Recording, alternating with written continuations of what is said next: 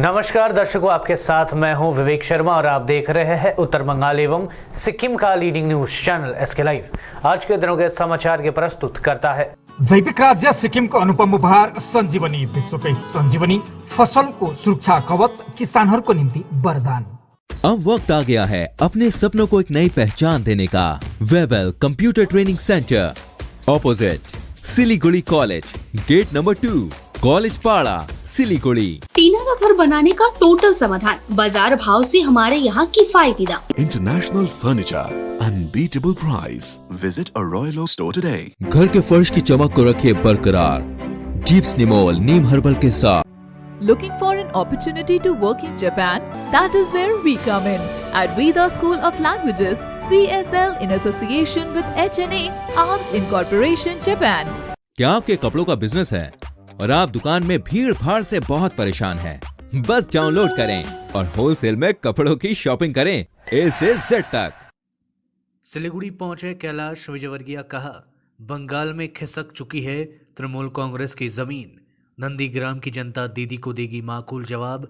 सिलीगुड़ी विधानसभा seat के लिए उम्मीदवार पर हो सकता है फैसला।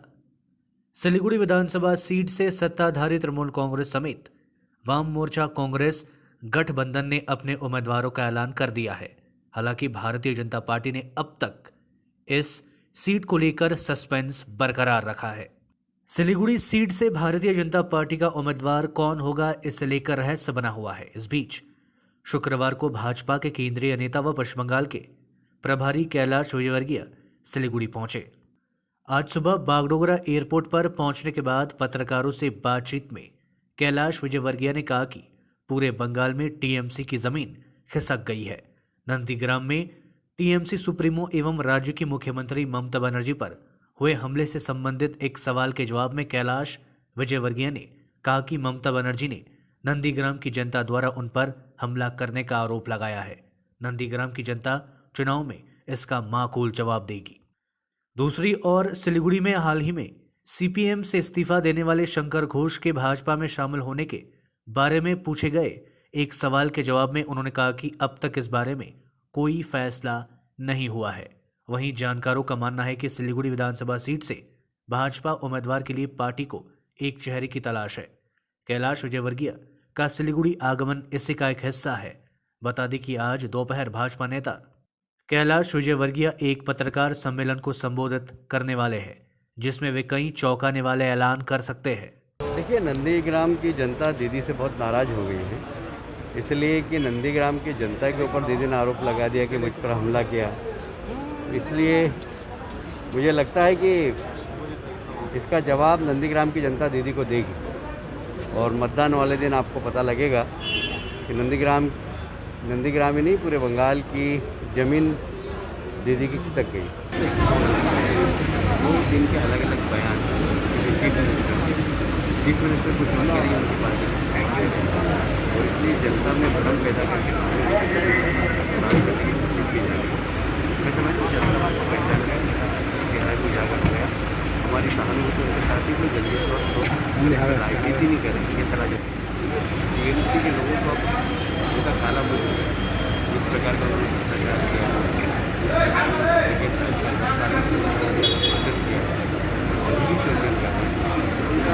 उनको परमानेंट काला मुँह कर देंगे।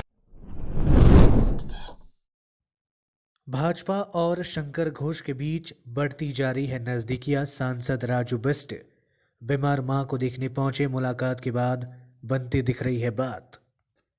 बृहस्पतिवार को अचानक दार्जिलिंग के भाजपा सांसद तथा पार्टी प्रवक्ता राजू बिस्ट शंकर घोष के बीमार मां को देखने पहुंच गए। शंकर घोष की मां इन दिनों माटीगढ़ स्थित एक नर्सिंग होम में भर्ती है। सूत्रों से मिली जानकारी के अनुसार राजू अचानक नर्सिंग होम पहुंचे। उन्होंने अस्पताल में भर्ती शंकर घोष की माताजी का हालचाल पूछा। इस दौरान सांसद राजू बिस्ट की शंकर घोष के साथ काफी देर तक बातचीत भी हुई। राजनीतिक विश्लेषकों का मानना है कि भाजपा ने शंकर घोष के सामने चारा डाल दिया है। हालांकि इस मामले में दोनों नेताओं से संपर्क नहीं हो पाया है, इसी कारण दोनों की प्रतिक्रिया नहीं मिल पाई है। दरअसल माकपा से निष्कासित नेता तथा सिलीगुड़ी नगर निगम प्रशासनिक बोर्ड के पूर्व सदस्य शंकर घोष पर भाजपा दांव लगाने की तैयारी में है। राज्य विधानसभा चुनाव की डुगडुगी बज गई है, जहां तृणमूल कांग्रेस ने सिलीगुड़ी विधानसभा सीट से ओम प्रकाश मिश्रा को मैदान में उतार दिया है। वहीं कांग्रेस और वाम मोर्चा गठबंधन के उम्मीदवार अशोक भट्टाचार्य एक बार फिर से मोर्चा संभालने में तैयार है, जबकि भाजपा ने अभी तक अपने उम्मीदवार की घोषणा नहीं की है। बताया जा रहा है कि भाजपा को अभी भी उम्मीदवार की तलाश है। अब शायद भाजपा को उम्मीदवार मिल गया है। भाजपा सूत्रों के अनुसार आज यानी शुक्रवार को शंकर घोष भाजपा का झंडा थाम सकते हैं। इस मौके पर आयोजित समारोह में शामिल होने के लिए पार्टी के राष्ट्रीय महासचिव और बंगाल के प्रभारी कैलाश विजयवर्गीय सिलीगुड़ी पहुंच चुके हैं। सूत्रों की माने तो इस मौके पर माकपा और टीएमसी के कई नेता और समर्थक भाजपा में शामिल होंगे। भाजपा सिलीगुड़ी विधानसभा क्षेत्र से उन पर दांव लगा सकती है। दार्जिलिंग जिला तृणमूल कांग्रेस के अध्यक्ष रंजन सरकार सहित अन्य नेताओं ने मुख्यमंत्री ममता बनर्जी से अस्पताल में की मुलाकात। नंदीग्राम में चुनाव नामांकन के दौरान घायल मुख्यमंत्री ममता बनर्जी से तृणमूल कांग्रेस दार्जिलिंग जिला अध्यक्ष रंजन सरकार सहित अन्य स्थानीय नेताओं ने मुलाकात की। सभी नेता गुरुवार को कोलकाता के लिए रवाना हुए थे। आपको बता दें कि नंदीग्राम में मुख्यमंत्री घायल होने के बाद एसकेएम अस्पताल में भर्ती है। पश्चिम बंगाल की मुख्यमंत्री ममता बनर्जी ने अस्पताल से अपने समर्थकों के लिए एक वीडियो संदेश जारी किया, जिसमें ममता दीदी ने कहा कि कल के हमले में उन्हें काफी गंभीर चोटें आई है, जिसमें हाथ, पैर और लिगामेंट में चोटें लगी है। उन्होंने कहा कि मैं कार के पास खड़ी थी जब मुझे धक्का दिया गया था। मैं जल्द ही कोलकाता से रवाना हो जाऊंगी। मैं सभी से शांति बनाए रखने का अनुरोध करती हूँ। আমরা আসলাম বিশেষ করে এখানে হসপিটালে আমরা যা খবর নিলাম দিদি অনেকটাই সুস্থ আর ওনার সুস্থতার কামনা আমরা করছি এবং ইতিমধ্যে আমরা আমাদের আজকে যেমন গোটা এলাকার মধ্যে ফাঁসিদোয়া বিধানসভা এলাকার মধ্যে মিছিল হয়েছে, মৌন মিছিল, এবং আগামীকালকেও আমরা করব বিকেল 4টার মধ্যে মৌন মিছিল করব যাতে উনি দ্রুত যাতে সুস্থ হয়ে ওঠে। না, দিদি এখন অনেক সুস্থ আছে, এখন রেস্টে আছে। আমরা কালকেই উদ্বেগ প্রকাশ করছিলাম, আমরা সকাল সকাল চলে আসছি দিদিকে দেখার জন্য। তো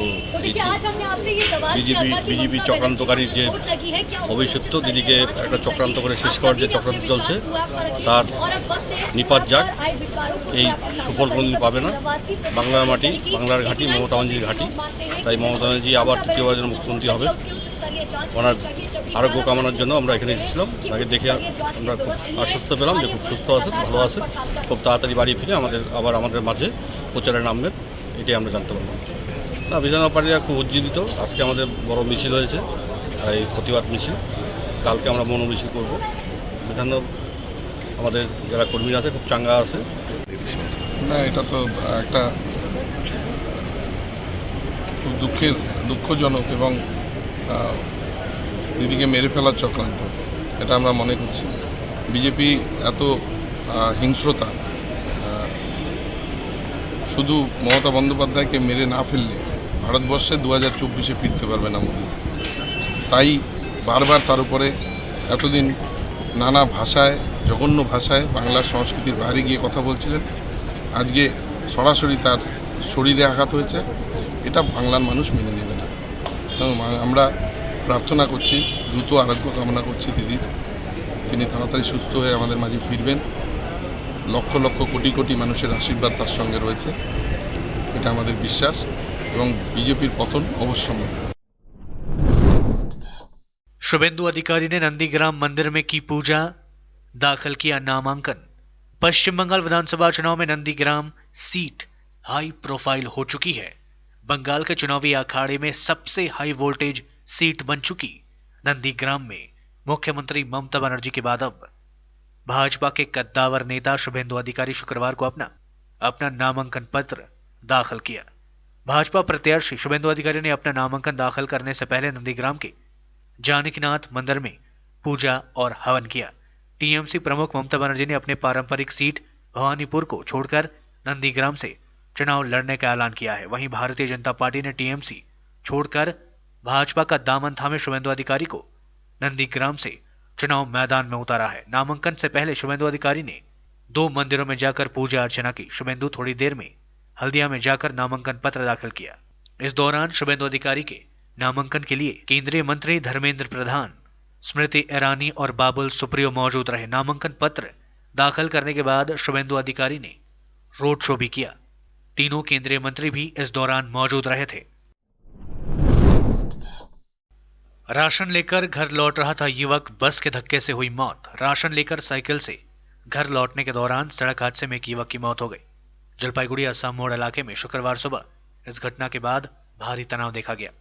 घटना के बाद आक्रोशित लोगों ने जलपाईगुड़ी सिलीगुड़ी राष्ट्रीय राजमार्ग का पथ अवरोध कर विरोध प्रदर्शन किया। प्रत्यक्षदर्शियों ने बताया कि कूच बिहार से सिलीगुड़ी आ रही तेज रफ्तार एक बस अनियंत्रित होकर साइकिल चालक को जोरदार धक्का मारा। साइकिल को धक्का मारने के बाद चालक बस लेकर फरार हो गया। घटना के बाद आसपास के लोग युवक को गंभीर हालत में जलपाईगुड़ी सुपर स्पेशलिटी अस्पताल में ले जाया गया, जहां रास्ते में उसने दम तोड़ दिया। मृतक की शनाख्त रमेश दास के रूप में की गई है। वहां जलपाईगुड़ी शहर के संजय नगर कॉलोनी इलाके का रहने वाला था। जलपाईगुड़ी कोतवाली थाने की पुलिस घटनास्थल पर पहुंचकर मामले की छानबीन शुरू कर दी है। पुलिस घातक बस की तलाश शुरू कर दी है।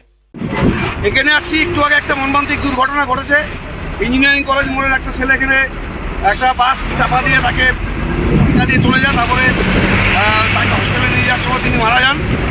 তারপরে এই এলাকার সমস্ত মানুষ রাস্তাঘাট অবরোধ করে। তারপরে আমি আইসি সাহেব আমাকে ফোন করে যে রাস্তা অবরোধ করেছে একটু দেখেন। আমি তো এখানে সকালে চলে আসি। আমি এসে এখানে প্রশাসনের লোক এবং আইসি সাহেবের সঙ্গে কথা বললাম যে এই এলাকায় পোল্যান্ডের এবং এলএনটির যে কাজ করছে, পোল্যান্ডের এলএনটি যৌথভাবে যে কাজটা করছে, সেই কাজটা যে পরিস্থিতিতে পরে ওরা চলে গেছে, এখানে ভয়াবহ একটা পরিস্থিতি তৈরি হয়েছে। এখানে শুধু একটা অ্যাক্সিডেন্ট না, প্রতিনিয়ত এখানে অ্যাক্সিডেন্ট হচ্ছে। কোন রাস্তা কোন দিক দিয়ে গেছে, কে কোন দিক দিয়ে দৌড়াচ্ছে, কোন গাড়ি কোথায় ঢুকতেছে, কোনো রকম সিস্টেম নাই, কোনো দিশা নাই। এরা আচমকা এলএনটির লোক কাজকর্ম করে দিয়ে এখান থেকে ভাইকে চলে গেছে। তারা ফোন তোলে না, এনএসকে ফোন করলে ফোন তোলে না, এবং মাঝে মাঝে কোথা থেকে রাতের অন্ধকারে আইসে টুকটাক কাজ করে চলে যায় রাতের অন্ধকারে। তো এখানে আসলাম, একটা বাস অবরোধ, এটা দেখে এখানে আসলাম, বুঝতে পারলাম যে হ্যাঁ এখানে একটা অ্যাক্সিডেন্ট হয়েছে, একটা সেই ব্যক্তির মৃত্যু হয়েছে এখানে। তো এখানে সমস্যা, অনেকটাই সমস্যা। এখন একটু আগে আমার এই বললো এখানে প্রতিবেশী যে এই সমস্যাগুলোই এখানে হামেশাই হচ্ছে অ্যাক্সিডেন্ট এখানে, ঠিক আছে। বাসগুলো প্রচুর, এখানে যে কন্ডিশন আছে এই কন্ডিশনগুলো এইভাবে বাস আর গাড়ি এভাবে চলে না। এখানে কোনো দিক নির্দেশন নেই। এখানে বাস যেদিকে আসছে সেদিকে চলে যাচ্ছে, গাড়ি যেদিকে খুঁজে সেদিকে চলে যাচ্ছে। রাস্তায় কোনো কিছু নেই, স্পিডও এরকম সেভাবে চলে যাচ্ছে।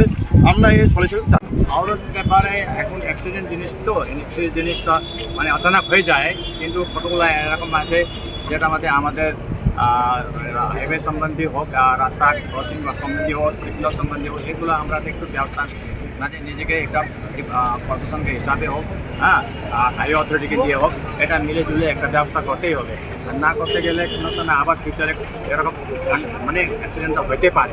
আজকে তো আমি শুনলাম, আমি তো একটা ইনফরমেশন পাইলাম কি একটা সাইকেল যাচ্ছিল, তার হাইওয়ের মধ্যে গাড়ি মানে এটা মানে বাস ধাক্কা মারে গাড়ি সিঙ্গুর দিকে চলে গেছে। ঠিক আছে, তারপরে জিজ্ঞাসা করলাম গাড়িটার নম্বরটা আমি জানি না, কেউ বলতে পারলো না। তারপরে যে লাগেছে যে ভিকটিম আছে ওনাকে কীরকম অবস্থা আছে কন্ডিশনটা জানতে চাই। তো বলছে ওনাকে নিয়ে গেছে, হসপিটাল নিয়ে গেছে, ওইটা খুব জানতে পারলাম। তারপরে আমি রাস্তায় ছিলাম, আস্তে আস্তে পরে এখানে জানা গেল যে উনি মারা গেছে। ঘটনা হচ্ছে আর আজকে এখন থেকে আধা ঘন্টা আগে একটা লোক মণিকনগর থেকে সঞ্জয়নগর কলোনির বাড়িতে, তার আমার নাম হচ্ছে তার একটা প্রাপ্ত ওই সাইকেল যে দেখছেন ওখান থেকে প্রাপ্ত, তার নামে আমরা পেলাম হচ্ছে রমেশ দাস বলে ব্যক্তি। এই যে দেখতে পাচ্ছেন তার একটা আই কার্ডের মতন রেশনের, সেই রেশন নিয়ে বাড়ি ফিরছিল। আর এই আসাম মোড়ের মোড়ে এসে তাকে একটা ওই কুচবিহার থেকে শিলিগুড়িগামী প্রাইভেট একটি বাস তাকে একদম আলিপুর থেকে আসা একটা বাস তাকে পিছিয়ে দিয়ে চলে যায়। তার সাইকেলটা আপনারা দেখতেই পাচ্ছেন ওখানে একদম উপর দিয়ে নিয়ে যেতে আমাদের স্থানীয় লোকরা অ্যাম্বুলেন্স করে নিয়ে যেতে তাদের কাছে আমরা খবর পেলাম যে রাস্তায় সে মানে মৃত মারা গেছে। लेते छोटा सा ब्रेक, फिर मिलेंगे ब्रेक के बाद। अब वक्त आ गया है अपने सपनों को एक नई पहचान देने का। वेबल कंप्यूटर ट्रेनिंग सेंटर आपके लिए लेके आए हैं डिप्लोमा एंड कोर्सेज जैसे English speaking course, software application, financial accounting, Tally, Java, HTML, DTP, C++, Python जैसे बहुत से कोर्सेज एंड डिप्लोमा। और आपको मिलेगा hologram sealed certificate government of West Bengal undertaking, जो आपके हर सपने को देगा एक नई उड़ान। Webel computer training centre, opposite Siliguri college, gate number 2, college पाड़ा, सिलीगुड़ी। घर के फर्श की चमक को रखिए बरकरार जीप्स निमोल नीम हर्बल के साथ, क्योंकि निमोल हर्बल नीम घर को साफ ही नहीं रखता बल्कि 99.9% जर्म्स और बैक्टीरिया का जड़ से सफाया भी करता है। घर को स्वच्छ बनाइए, आप भी अपनाइए डीप स्टिमोल। Wallpapers done. अब फैन स्टाइलिश और हाईटेक होना चाहिए। फैन तेज चले पर मीटर नहीं। सूर्या फैंस चाहिए आपको। Surya fans stylish, dust free और हाई टेक। चली हवा सूर्या की। माउन्ट कनिफर स्वीट्स एन्ड स्पाले अब बिहे बटुल पार्टी वा कुनै उत्सव मनाउन परे दरबार ब्याङ्क्वेट हल अनि बोट रुमको व्यवस्था गरिदिएको छ।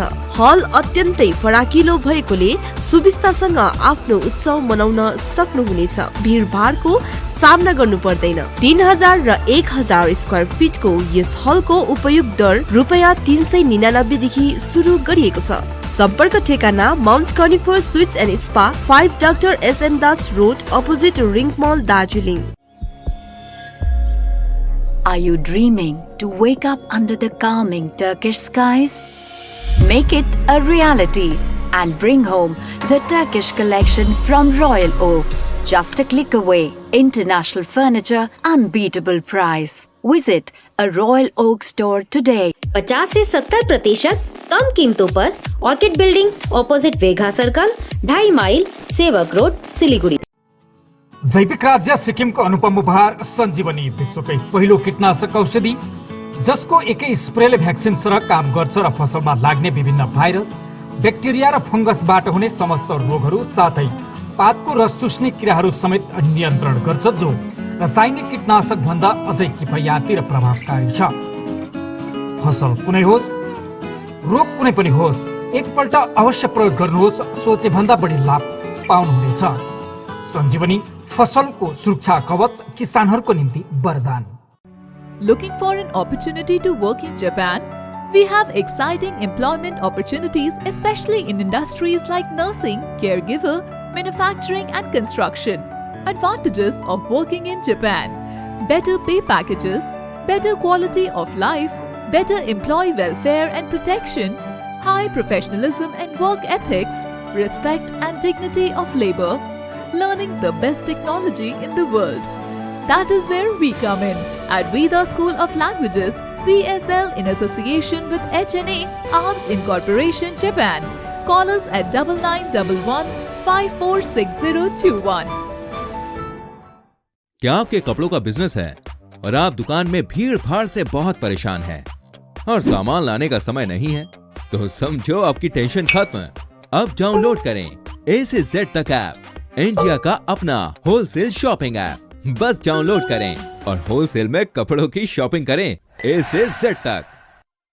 टीना का घर बनाने का टोटल समाधान, बाजार भाव से हमारे यहाँ किफायती दाम। घर, दुकान, मकान, गोदाम बनाने के लिए टीना, प्रोफाइल सीट, रंगीन टीना, पाइप आदि सामान की नई दुकान टीना लगाने के लिए मिस्त्री भी हमारे यहाँ है उपलब्ध। Mahavir steel, 3rd mile, Vega mall के सामने, चौधरी कंपाउंड। Contact number 9709970981।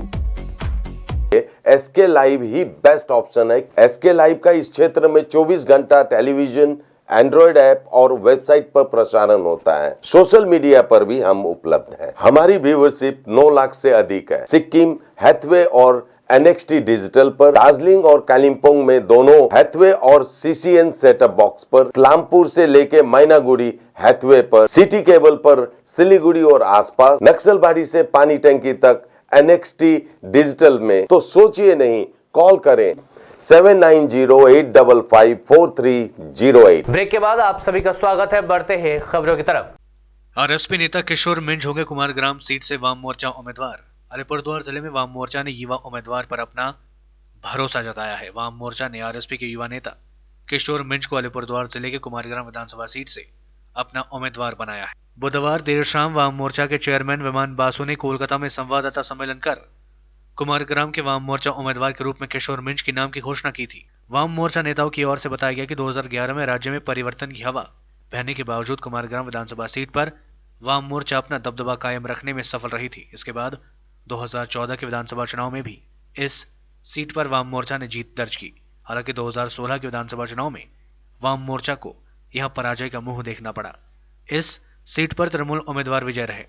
इस विधानसभा चुनाव में आरएसपी के युवा नेता किशोर मिंज को उम्मीदवार बनाकर वाम मोर्चा दोबारा इस सीट को अपने कब्जे में लेना चाहती है। প্রথমেই যেহেতু আমি সংযুক্ত মোর্চা ক্যান্ডিডেট বামফ্রন্টের আরএসপির প্রার্থী, আমি আমার সিম্বল হচ্ছে কোদাল রয়েছে চিহ্ন। প্রথমেই আমি আমার জোনাল পার্টি, জেলা এবং রাজ্য নেতৃত্ব আমার উপর ভরসা রেখেছেন এবং আমাকে এই সুযোগ বিধানসভার নির্বাচনে প্রার্থী করেছেন। এই জন্য আমি ওনাদের অশেষ ধন্যবাদ এবং আমার সংগ্রামী অভিনন্দনও জানাচ্ছি। এই বিধানসভা এলাকায় মানে বিগত দিনে বামফ্রন্ট সরকার ক্ষমতায় থাকায় আমরা যে উন্নয়ন করেছিলাম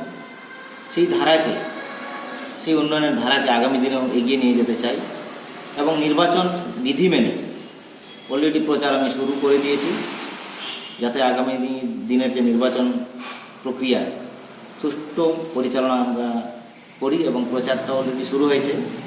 এইখানে ভোট যাতে সুষ্ঠু নির্বাচন হয় এই জন্য পুলিশ প্রশাসন এবং নির্বাচন কমিশনের উপরে আস্থা আছে যে ভোট শান্তিপূর্ণই হবে, যাতে সাধারণ জনগণ যারা ভোটার তারা যেন ভোটটা শান্তিপূর্ণ হয় ভোটটা দিতে পারে। देश में फिर से डराने लगा है कोरोना संक्रमण। बीते 24 घंटे में 23,000 से ज्यादा मरीज मिले। इनमें 61% अकेले महाराष्ट्र में, नागपुर और पुणे में हालात सबसे ज्यादा खराब। देश में कोरोना संक्रमितों के आंकड़े लगातार चिंता बढ़ा रही है। बीते 24 घंटे में 23,298 नए मरीज सामने आए। वहीं 24 घंटे में 15,072 मरीज ठीक भी हुए, जबकि 119 लोगों की मौत हुई। नए मरीजों में सबसे ज्यादा 14,317 महाराष्ट्र से मिले। यहां कुल संक्रमितों का करीब 69.4% है। महाराष्ट्र में बीते 24 घंटे में सबसे ज्यादा केसेस पुणे में 2,811 और नागपुर में 2,150 सामने आए। गुरुवार को एक्टिव केस यानी इलाज करा रहे मरीजों की संख्या 9,555 की बढ़ोतरी हुई। यहां 16 सितंबर के बाद सबसे ज्यादा है, तब 13,781 एक्टिव केसेस बढ़े थे। देश में अब तक 1.13 करोड़ लोग इस बीमारी की चपेट में आ चुके हैं। इनमें से 1.09 करोड़ लोग ठीक भी हो चुके हैं। 1.58 लाख लोगों की मौतें हो चुकी है, जबकि 1.95 लाख का इलाज चल रहा है। ये आंकड़े covid19india.org से लिया गया है। हासीमारा एयरबेस में आएंगे 17 और राफेल विमान। भारतीय वायुसेना तैयारियों में जुटी। इस महीने भारत को 17 और राफेल विमान मिलने वाले हैं। इससे भारतीय वायुसेना की ताकत में और इजाफा होगा। मीडिया रिपोर्ट्स के अनुसार भारतीय वायुसेना पश्चिम बंगाल के हासीमारा स्थित एयरबेस पर राफेल की दूसरी स्क्वाड्रन की तैयारियां कर रही है। अप्रैल मध्य तक दूसरा स्क्वाड्रन तैयार होने की उम्मीद है। हासीमारा एयरबेस चीन और भूटान ट्रांजैक्शन के पास है। ऐसे में यहां पर स्क्वाड्रन बनने का फैसला लिया गया है। इस तरह से चीन भविष्य में कोई हिमाकत करे तो उसे मुंह तोड़ जवाब दिया जा सकेगा। राफेल का पहला स्क्वाड्रन अंबाला एयरफोर्स स्टेशन पर है। राफेल लड़ाकू विमानों की पहली खेप पिछले साल 29 जुलाई को भारत पहुंची थी। तब 5 फाइटर जेट आए थे। दूसरे बैच में 3 नवंबर को 3 राफेल जेट आए थे और इस वर्ष 27 जनवरी को तीसरे बैच में 3 और राफेल विमान पहुंचे थे। इस तरह से अब तक देश में कुल मिलाकर 11-17 राफेल लड़ाकू विमान आ चुके हैं।